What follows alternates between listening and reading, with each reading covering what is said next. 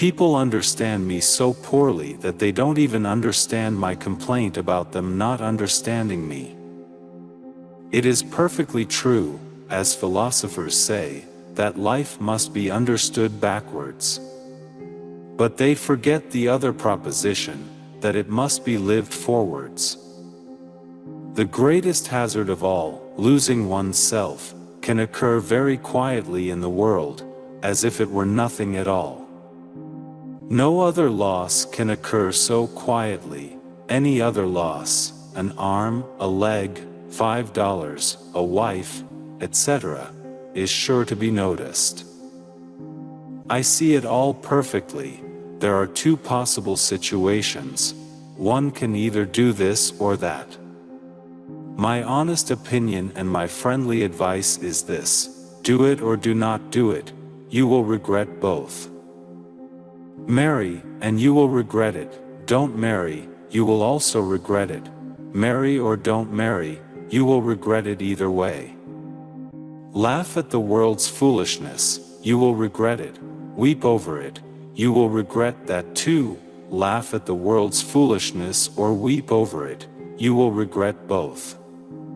Believe a woman, you will regret it. Believe her not, you will also regret it. Hang yourself, you will regret it. Do not hang yourself, and you will regret that too.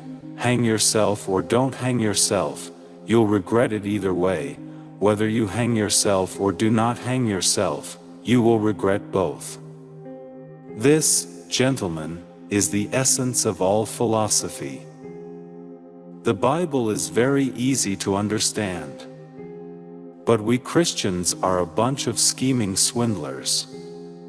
We pretend to be unable to understand it because we know very well that the minute we understand, we are obliged to act accordingly.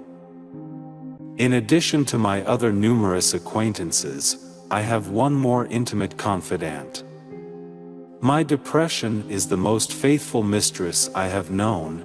No wonder, then, that I return the love. What is a poet? An unhappy man who hides deep anguish in his heart, but whose lips are so formed that when the sigh and cry pass through them, it sounds like lovely music. And people flock around the poet and say, "Sing again soon," that is, may new sufferings torment your soul, but your lips be fashioned as before, for the cry would only frighten us, but the music, that is blissful. A fire broke out backstage in a theater. The clown came out to warn the public. They thought it was a joke and applauded. He repeated it. The acclaim was even greater. I think that's just how the world will come to an end, to general applause from wits who believe it's a joke. Love is the expression of the one who loves, not of the one who is loved. Those who think they can love only the people they prefer do not love at all. Love discovers truths about individuals that others cannot see.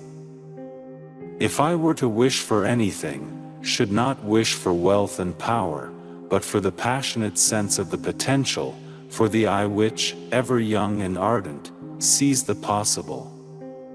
Pleasure disappoints, possibility never. And what wine is so sparkling, what so fragrant, what so intoxicating, as possibility? To cheat oneself out of love is the most terrible deception. It is an eternal loss for which there is no reparation, either in time or in eternity. Above all, do not lose your desire to walk every day. I walk myself into a state of well-being and walk away from every illness. I have walked myself into my best thoughts, and I know of no thought so burdensome that one cannot walk away from it.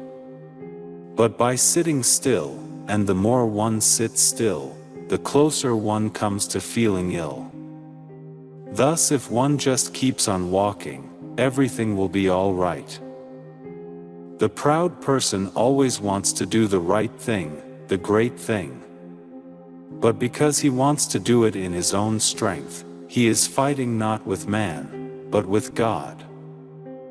How did I get into the world? Why was I not asked about it, and why was I not informed of the rules and regulations, but just thrust into the ranks as if I had been bought by a peddling Shanghaier of human beings? How did I get involved in this big enterprise called actuality? Why should I be involved? Isn't it a matter of choice? And if I am compelled to be involved, where is the manager? I have something to say about this. Is there no manager? To whom shall I make my complaint? Truth always rests with the minority, and the minority is always stronger than the majority, because the minority is generally formed by those who really have an opinion, while the strength of a majority is illusory, formed by the gangs who have no opinion, and who, therefore, in the next instant, when it is evident that the minority is the stronger, assume its opinion, while truth again reverts to a new minority. It is perhaps the misfortune of my life that I am interested in far too much, but not decisively in any one thing.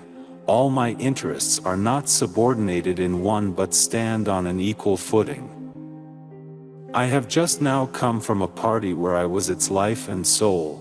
Witticism streamed from my lips, everyone laughed and admired me, but I went away. Yes, the dash should be as long as the radius of the Earth's orbit, and wanted to shoot myself. Don't you know that a midnight hour comes when everyone has to take off his mask? Do you think life always lets itself be trifled with?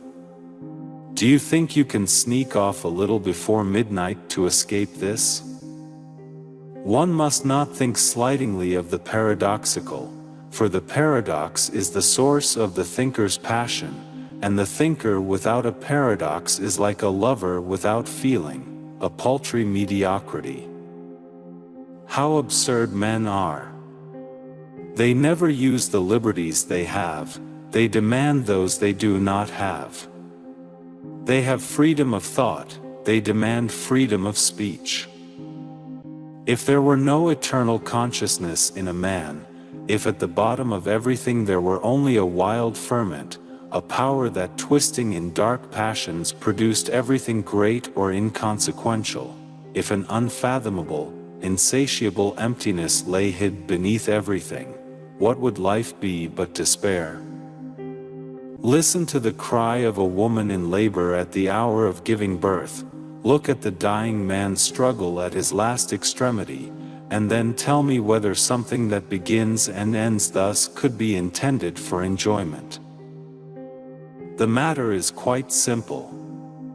The Bible is very easy to understand. But we Christians are a bunch of scheming swindlers. We pretend to be unable to understand it because we know very well that the minute we understand, we are obliged to act accordingly. Take any words in the New Testament and forget everything except pledging yourself to act accordingly. My God, you will say, if I do that my whole life will be ruined. How would I ever get on in the world? Herein lies the real place of Christian scholarship. Christian scholarship is the Church's prodigious invention to defend itself against the Bible, to ensure that we can continue to be good Christians without the Bible coming too close. Oh, priceless scholarship, what would we do without you? Dreadful it is to fall into the hands of the living God. Yes, it is even dreadful to be alone with the New Testament. I have only one friend, and that is Echo. Why is it my friend? Because I love my sorrow, and Echo does not take it away from me. I have only one confidant, and that is the silence of night. Why is it my confidant? Because it remains silent. The self is a relation which relates itself to its own self, or it is that in the relation that the relation relates itself to its own self, the self is not the relation but that the relation relates itself to its own self. Do you not know that there comes a midnight hour when everyone has to throw off his mask? Do you believe that life will always let itself be mocked? Do you think you can slip away a little before midnight in order to avoid this? Or are you not terrified by it? I have seen men in real life who so long deceived others that at last their true nature could not reveal itself. In every man there is something which to a certain degree prevents him from becoming perfectly transparent to himself, and this may be the case in so high a degree. He may be so inexplicably woven into relationships of life which extend far beyond himself that he almost cannot reveal himself. But he who cannot reveal himself cannot love, and he who cannot love is the most unhappy man of all. Idleness, we are accustomed to say, is the root of all evil. To prevent this evil, work is recommended. Idleness as such is by no means a root of evil. On the contrary, it is truly a divine life, if one is not bored. When I was young, I forgot how to laugh in the cave of Trophonius. When I was older, I opened my eyes and beheld reality, at which I began to laugh, and since then, I have not stopped laughing. I saw that the meaning of life was to secure a livelihood, and that its goal was to attain a high position, that love's rich dream was marriage with an heiress, that friendship's blessing was help in financial difficulties, that wisdom was what the majority assumed it to be, that enthusiasm consisted in making a speech, that it was courage to risk the loss of $10, that kindness consisted in saying, "You are welcome," at the dinner table, that piety consisted in going to communion once a year. This I saw, and I laughed. Never cease loving a person, and never give up hope for him, for even the prodigal son who had fallen most low, could still be saved. The bitterest enemy and also he who was your friend could again be your friend.